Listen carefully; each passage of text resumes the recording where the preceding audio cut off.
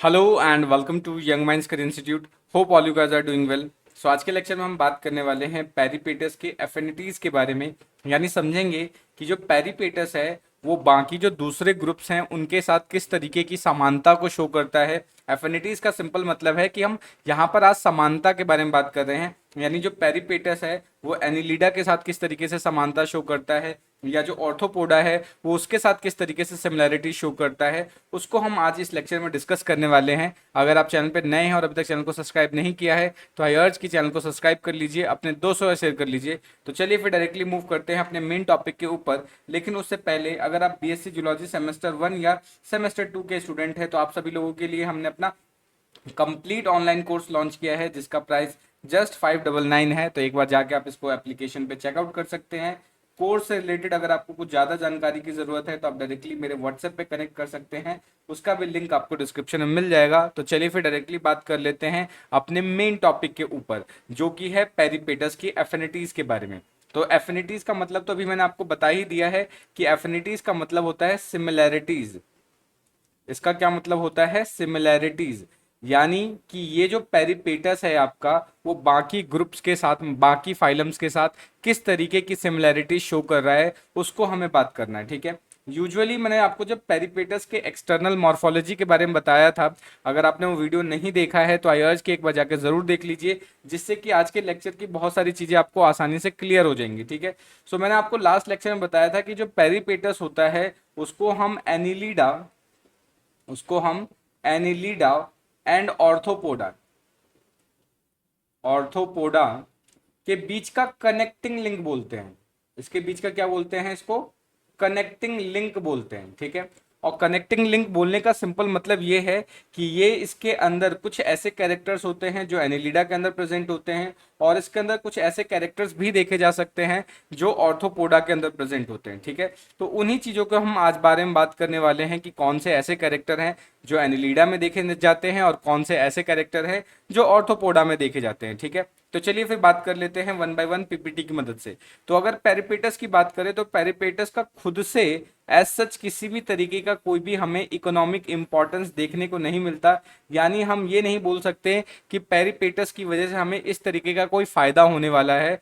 तो किसी भी तरीके का हमें इकोनॉमिक इंपॉर्टेंस देखने को नहीं मिलता। ठीक है। ये चीज आपको याद रखना है। लेकिन अगर हम बात करें जूलॉजिकली, ठीक है, जूलॉजिकली ये बहुत ही ज्यादा इंटरेस्टिंग क्रिएचर है, चीज को आपको ध्यान रखना है। अब इसके अंदर क्या है, बोथ ऑर्थोपोडा और एनिलिडा के कैरेक्टरिस्टिक्स से सिमिलरिटीज तो शो करता ही करता है, उसके अलावा इसके अंदर खुद भी बहुत सारी ऐसी पेकुलरिटीज हैं, कुछ अलग ढंग की बोल सकते हो कैरेक्टरिस्टिक्स है जिनके बारे में हमें पढ़ना चाहिए। ठीक है।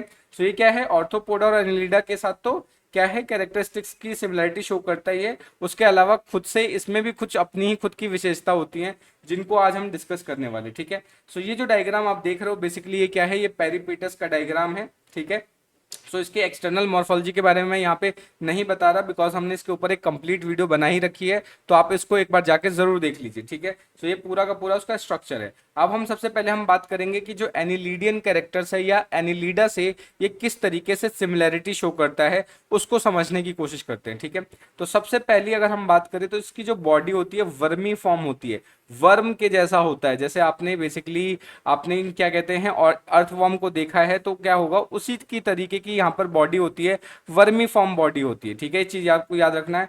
उसके अलावा जो इसका जो एक्सट्रीमिटीज है, एक्सट्रीमिटीज की बारे में बात करें तो यहाँ पर जो बात करने के बारे में बात करें, जो बाहर इसका हाथ पैर की बात कर रहे हैं, जो एक्सट्रीमिटीज होती है वो ट्रंकेटेड होती है। ट्रंकेटेड मतलब कि कंप्लीट नहीं होती, क्षति या बोल सकते हो कि इनकम्प्लीटेड फॉर्म में होता है। तो एक्सट्रीमिटीज यहाँ पर कुछ इस तरीके से होगा। उसके अलावा यहाँ पर आपको ट्रू हेड देखने को नहीं मिलता। ट्रू ट्रू हेड क्या है, एब्सेंट होगा, यानी हम अलग से आइडेंटिफाई नहीं कर सकते, डायरेक्टली मेन बॉडी से कनेक्टेड होता है। सो ट्रू हेड यहाँ पर एब्सेंट होगा, ये चीज आपको याद रखना है। उसके अलावा अगर हम बात करें यहाँ पर तो आपको डर्मोमस्कुलर बॉडी वॉल देखने को मिल जाता है। डर्मोमस्कुलर बॉडी वॉल का मतलब क्या है कि इनके बॉडी के अंदर बहुत सारी मस्कुलर लेयर्स देखने को मिल जाती है जो बेसिकली इनको सपोर्ट करती है चलने में। ठीक है। या बॉडी के लेंथ को एडजस्ट करने में। ये जो आपका डर्मोमस्कुलर बॉडी वॉल है, इसका मेन काम क्या होता है, ये बॉडी के लेंथ को एडजस्ट करने में हेल्प करता है। So helps in adjusting adjusting the length of the body, ये बॉडी के लेंथ को एडजस्ट करने में हेल्प करती है, चीज आपको याद रखना है। उसके अलावा इनकी बॉडी के ऊपर थिन फ्लेक्सिबल क्यूटिकल प्रेजेंट होता है और उसके नीचे सर्कुलर और लॉन्गिट्यूडनल मसल्स होते हैं।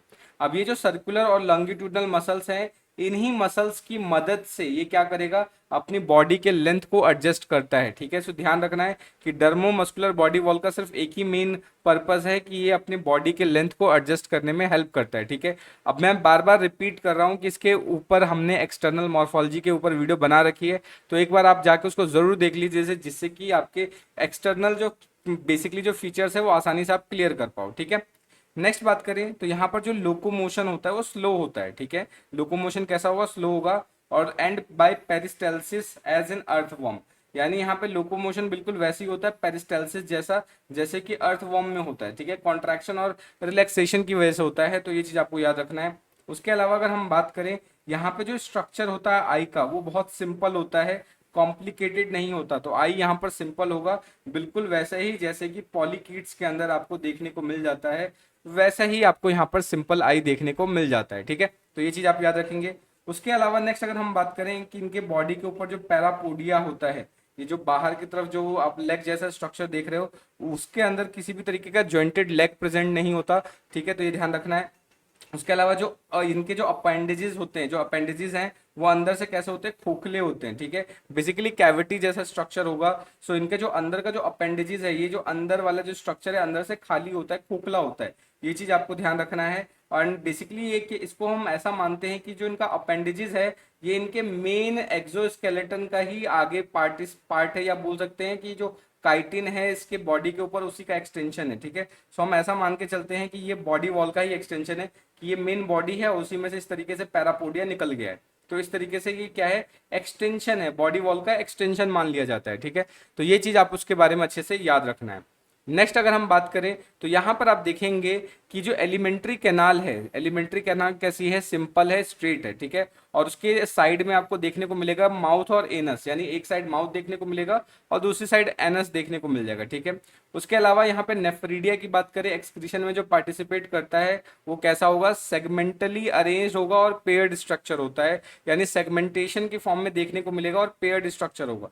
ठीक है, नेक्स्ट उसके अलावा यहाँ पे स्लाइम और कॉक्सल ग्लैंड की बात करें तो बेसिकली क्या है, वो बिल्कुल वैसे ही होते हैं जैसे चीटोपोड्स के अंदर आपको देखने को मिल जाते हैं। सो यहाँ पर स्लाइम ग्लैंड्स और कॉक्सल ग्लैंड बेसिकली ये सारे भी एक्सक्रीशन में पार्टिसिपेट करते हैं, तो ये चीज आपको याद रखना है। तो ये भी क्या करता है, एक्सक्रीशन में पार्टिसिपेट करता है।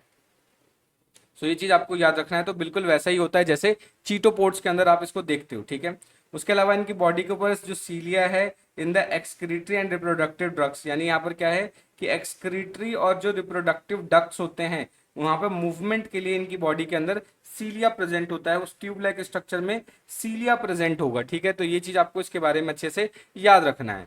तो ये तो था हमारा सारा एनिलिडियन कैरेक्टर की, एनिलिडियन या जो एनिलीड्स है वो उससे किस तरीके से सिमिलरिटी शो करता है। ठीक है, सो आई होप आपको यहाँ तक की चीजें समझ में आ गई होंगी। अगर फिर भी कोई डाउट रह जाता है, कोई सजेशन है, तो आप कमेंट करके बता सकते हैं। ठीक है, अब हम बात करेंगे कि ऑर्थोपोडा के साथ कैसी सिमिलरिटी शो करता है। तो अभी हमने लेटेस्टली पूरा का पूरा ऑर्थोपोड या बात करें कॉकरोच की पूरी सीरीज हमने कंप्लीट की है। तो अगर आपको ऑर्थोपोडा से रिलेटेड कुछ जानकारी चाहिए तो आप डायरेक्टली ऑर्थोपोडा वाला वीडियो भी जाके देख सकते हैं। ठीक है, सो अब अगर हम यहाँ पर देखें कि ये जो पेरिपेटस है वो ऑर्थोपोडा से किस तरीके से सिमिलरिटी शो करता है, तो उसको समझ लेते हैं। सबसे पहली चीज, ये जो आप डायग्राम देख रहे हो ये बेसिकली पेरिपेटस के माउथ वाले रीजन का डायग्राम है। ठीक है, सो यहाँ पर कुछ इस तरीके का डायग्राम आपको देखने को मिलता है जिसको हम एंटीना बोलते हैं। ठीक है, अब ये जो एंटीना है, ये एंटीना आपको ऑर्थोपोड्स के अंदर भी देखने को मिल रहा है, तो यहाँ पर भी देखने को मिल रहा है। सो क्योंकि दोनों में ही एंटीना देखने को मिल रहा है, इसलिए हम बोलेंगे कि यहाँ पर ये सिमिलरिटी शो करेगा। ठीक है, ये चीज आपको याद रखना है। यहाँ पर क्या है कि जो जॉज हैं वो modified appendages provide with the striped muscles, यानी यहाँ पे जो जॉ अपेंडेजेस हैं वहां पर स्ट्राइप्ड मसल्स प्रेजेंट होते हैं, ये चीज आपको ध्यान रखना है। लोकोमोशन के लिए यहाँ पर डेफिनेट लेग्स प्रेजेंट होते हैं साइड में, तो जैसे ऑर्थोपोडा में लोकोमोशन के लिए लेग होते हैं वैसे यहाँ पर भी लेग प्रेजेंट होते हैं। ठीक है, तो ये चीज आपको याद रखना है। और ये जो लेग्स है उसके आगे साइड में आपको दो इस तरीके से बाइफिडेड क्लॉज देखने को मिलते हैं, ये चीज आपको याद रखना है। ठीक है, नेक्स्ट इसकी बॉडी के ऊपर जो क्यूटिकल होता है उसके ऊपर काइटिन की डिपोजिशन देखने को मिल जाती है। जैसे ऑर्थोपोड्स के जो बोल सकते हैं क्यूटिकल के अंदर काइटिन की डिपोजिशन होता है, सेम एज यहाँ पर ये आपको देखने को मिलता है। तो बिल्कुल ये ऑर्थोपोड के जैसा ही होता है, ठीक है। नेक्स्ट, जैसे ऑर्थोपोड्स के अंदर जो उनकी बॉडी कैविटी है उसको हीमोसील बोलते हैं हम, वैसे यहाँ पर जो इनकी बॉडी कैविटी है वो भी बिल्कुल हीमोसील टाइप की ही होती है। ये चीज आपको ध्यान रखना है। और इनका जो ट्रू सिलोम है वो हाईली रिड्यूस हो जाता है, बिल्कुल वैसे ही जैसे ऑर्थोपोड्स के अंदर रिड्यूस हो चुका था, ठीक है। तो यहाँ पर भी जो ट्रू सिलोम है वो रिड्यूस हो जाता है और वो स्मॉल कैविटीज की फॉर्म में रह जाता है। और वो बेसिकली क्या है, एक्सक्रीटरी और रिप्रोडक्टिव डक्ट्स के सराउंड में ही प्रेजेंट होता है ट्रू सिलोम, ठीक है। अदरवाइज बाकी जो भी होलो चैम्बर आपको देखने को मिलता है वो सारा का सारा क्या होता है, हीमोसील कैविटी होगा, उसके अंदर क्या है, हीमोसिलिक फ्लूइड प्रेजेंट होगा। तो ये चीज आपको इसके बारे में ध्यान रखना है, ठीक है। नेक्स्ट, अब यहाँ पर क्या है, आपको एक स्पेशल टाइप का सलाइवरी ग्लैंड्स देखने को मिलता है जो ऐसा माना जाता है कि नेफ्रीडिया का मॉडिफिकेशन है। वो किसका मॉडिफिकेशन है, नेफ्रीडिया का मॉडिफिकेशन है, ठीक है। तो ये चीज आपको याद रखना है। नेक्स्ट इंपॉर्टेंट चीज कि जैसे ऑर्थोपोड्स के अंदर डॉर्सल ट्यूबुलर हार्ट प्रेजेंट होता है वैसे ही यहाँ पर भी आपको देखने को मिल जाता है। और साथ के साथ यहाँ पर एक ऑस्टिया देखने को मिलता है जो कि लेटरल साइड में प्रेजेंट होगा, ठीक है। चीज आपको याद रखनी है। नेक्स्ट, रेस्पिरेशन के लिए यहाँ पर भी ट्रैकियल रेस्पिरेटरी सिस्टम देखने को मिलता है। जिस तरीके से ऑर्थोपोड्स के अंदर रेस्पिरेशन के लिए ट्रैकियल सिस्टम होता है वैसे ही ट्रैकियल सिस्टम आपको यहाँ पर भी देखने को मिलता है, ठीक है। तो ये चीज आपको ध्यान रखना है। यहाँ पर ब्रेन कैसा होता है, लार्ज होता है और टिपिकली ऑर्थोपोड के जैसा होता है। जैसे मैंने ऑर्थोपोड का नर्वस सिस्टम आपको बताया था, तो जो ब्रेन बताया था आपको, मैंने बताया था कि जो ब्रेन होता है उसको सुप्रा ईसोफेगल गैंग्लिया बोलते हैं। उसको क्या बोला जाता है, सुप्रा ईसोफेगल गैंग्लिया। तो सेम एज यहाँ पे जो ब्रेन होता है उसी टाइप का होगा, ये चीज आपको याद रखना है। नेक्स्ट, अगर हम जनरल स्ट्रक्चर्स की बात करें, जो रिप्रोडक्टिव ऑर्गन्स होते हैं वो बिल्कुल कैसा होता है, ऑर्थोपोडन टाइप के ही होते हैं। तो ये चीज आपको इसके बारे में अच्छे से ध्यान रखना है, ठीक है। सो आई होप आपको ये पूरा जो ऑर्थोपोडा वाला पार्ट था अच्छे से समझ में आ गया कि ऑर्थोपोड्स के साथ ये कैसे सिमिलरिटी शो करते हैं, ठीक है। अब हम बात करते हैं ऑन्कोफोरन कैरेक्टरिस्टिक्स। अब ये ऑन्कोफोरन कैरेक्टरिस्टिक्स का मतलब क्या है कि ये जिस ग्रुप में खुद को रखे जाते हैं उससे उस ग्रुप के अकॉर्डिंग ये क्या सिमिलरिटी या उस ग्रुप के अकॉर्डिंग इनके पास कौन से कैरेक्टरिस्टिक्स हैं, ठीक है। तो उनको देख लेते हैं, ठीक है। तो सबसे पहले अगर हम बात करें तो यहाँ पर आपको देखने को मिलेगा जो पेरिपेटस है उसके अंदर बहुत ही अलग अलग कैरेक्टरिस्टिक्स या बहुत पेक्युलियर कैरेक्टरिस्टिक्स देखने को मिल जाते हैं बाकी दूसरे ग्रुप से, ठीक है। सो यहाँ पर देखेंगे कि बॉडी के अंदर किसी भी तरीके का कोई भी सेगमेंटेशन नहीं होता, नो सेगमेंटेशन होता है। इंडिस्टिंक्ट एक्सटर्नल, मतलब यहाँ पर क्या है, बॉडी के ऊपर किसी भी तरीके का सेगमेंटेशन ऐसा देखने को नहीं मिलता जो बहुत ज्यादा डिस्टिंक्ट हो, ठीक है। इनकी जो बॉडी की स्किन होती है वो टेक्सचर्ड होती है, टेक्सचर्ड ऐसा होता है, वेलवेटी स्किन होता है। तो ये आपको ध्यान रखना है कि इनकी जो स्किन होती है कैसे होती है, वेलवेटी होती है, वेलवेटी होती है। इसलिए इनको ये जो क्रिएचर है इसको हम वेलवेटी क्रिएचर बोलते हैं, ठीक है। ये चीज आपको याद रखना है। उसके अलावा यहाँ पर देखेंगे जो इनका स्किन होता है वो रफ होगा, क्योंकि वेलवेटी टाइप का है तो रफ होगा, ये चीज आपको याद रखना है। तो ये इस इंपॉर्टेंट है जिसकी वजह से यहाँ पे न्यूमरस वेलवेटी प्रोसेस निकलने को मिलते हैं, ठीक है। तो ये चीज आपको याद रखना है। और ऐसा कैरेक्टरिस्टिक्स वेलवेटी स्किन और किसी दूसरे फाइला के अंदर देखने को नहीं मिलता, ठीक है। यहाँ पर जो एंटीना है, एंटीना बिल्कुल ऑर्थोपोडा के होमोलोगस नहीं होता, यानी कि जैसे एंटीना स्ट्रक्चर ऑर्थोपोडा में जिस स्ट्रक्चर से बनता है उन स्ट्रक्चर से यहाँ पर एंटीना नहीं बनता। ये चीज आपको इसके बारे में याद रखना है, ठीक है। हेड के अंदर यहाँ पे आपको 3 सेगमेंट्स देखने को मिल जाता है, ठीक है। ये इंपॉर्टेंट चीज है जो आपको याद रखना है। नेक्स्ट, अगर हम बात करें यहाँ पे जो restriction of jaw to a single pair, यहाँ पर जो जॉ का रेस्ट्रिक्शन है वो सिंगल पेयर की फॉर्म में होगा, ये ध्यान रखना है। नेक्स्ट, मूवमेंट होगा, जो जॉ का मूवमेंट कैसा होता है, एंटीरियो पोस्टीरियर, यानी आगे पीछे मूवमेंट होता है, ठीक है। एंटीरियो पोस्टीरियर का मतलब कि जो हेड है या जो जॉ का मूवमेंट होता है वो आगे पीछे की तरफ होगा, ये चीज आपको याद रखना है। नेक्स्ट क्या है कि यहाँ पे अनजॉइंटेड लेग देखने को मिलता है और उसके अंदर क्लॉज भी देखने को मिलता है, यानी जो लेग्स है यहाँ पे उसके अंदर किसी भी तरीके का जॉइंट देखने को नहीं मिलता, वो बिल्कुल सीधा सीधा कैविटी की फॉर्म में होता है। और उसके अंदर एंड में क्या है, इस तरीके से दो दो क्लॉज देखने को मिल जाते हैं, ठीक है। ये चीज आपको याद रखना है। नेक्स्ट, यहाँ पे जो स्पाइरिकल्स होता है और ट्रैकियल ओपनिंग्स होती हैं वो बहुत ही ज्यादा इरेगुलर होती है, ठीक है। ये चीज आपको याद रखना है। और नेक्स्ट इंपॉर्टेंट चीज कि यहाँ पे जो 2 वेंट्रल नर्व कॉर्ड्स हैं, जो वेंट्रल नर्व कॉर्ड्स होते हैं यानी सुप्रा ईसोफेगल गैंग्लिया से नीचे की तरफ अगर हम बात करें, सपोज करें 2 सुप्रा ईसोफेगल गैंग्लिया और यहाँ से इस तरीके से 2 वेंट्रल नर्व कॉर्ड्स निकलते हैं, ठीक है। तो ये क्या होंगे, वेंट्रल नर्व कॉर्ड, ठीक है। सो ये जो दो वेंट्रल नर्व कॉर्ड्स होते हैं वो क्या होंगे, वाइडली सेपरेटेड होते हैं, काफी दूर दूर सेपरेट होते हैं, और इसके अंदर किसी भी तरीके का ट्रू गैंग्लिया देखने को नहीं मिलता, ठीक है। और यहाँ पे जो आईज का स्ट्रक्चर है वो भी बहुत ही सिंपल टाइप का होता है, ज्यादा कॉम्प्लिकेटेड नहीं होता, ये चीज आपको याद रखना है। और रिप्रोडक्टिव ऑर्गन्स का यहाँ पर अच्छा खासा डिस्ट्रीब्यूशन होता है, फैला हुआ होता है, तो ये चीज आपको याद रखना है, ठीक है। अब पहले कभी ऐसा माना जाता था कि ये जो पेरिपेटस है वो कुछ मोलस्कन कैरेक्टर्स को भी शो करते हैं, ठीक है। सो ऐसा इनको पहले जो आपके पेरिपेटस है उसको मोलस्का में इंक्लूड करके रखा गया था, क्यों, क्योंकि इनकी बॉडी का जो डायग्राम था वो स्लग लाइक था, स्लग लाइक बोल सकते हैं आप, जो एप्पल स्नेल जैसा नहीं होते जो छोटे छोटे वो जब चलते हैं तो पीछे की तरफ कुछ बेसिकली स्लाइम जैसा सिक्रीशन करते हैं, तो इनकी बॉडी स्लग के जैसी होती है, और इनका जो नर्वस सिस्टम है वो लेडर लाइक होने की वजह से ऐसा माना जाता था कि ये मोलस्का को बिलोंग करते हैं, ठीक है। लेकिन बाद में ऐसा माना गया कि यार ये जो इनका जो बेसिकली कैरेक्टरिस्टिक्स है वो बहुत ज्यादा सुपरफिशियल शो होता है, यानी बहुत ज्यादा डीप रिजेम्बलेंस नहीं है, ये बहुत सुपरफिशियल रिजेम्बलेंस है, जिसकी वजह से इसको मोलस्का से भी हटा दिया गया है। तो ये चीज आपको इसके बारे में याद रखना है। तो इसी के साथ हमारा जो आज का लेक्चर है एफिनिटीज ऑफ पेरिपेटस वो यहीं पे कंप्लीट होता है। होप आपको वीडियो अच्छे से समझ में आ गई होगी। अगर फिर भी कोई डाउट रह जाता है, कोई सजेशन है या ऐसा कोई टॉपिक है जो समझ में नहीं आया, तो आप कमेंट करके बता सकते हैं। मिलते हैं नेक्स्ट वीडियो में, तब तक के लिए जय हिंद दोस्तों, थैंक यू।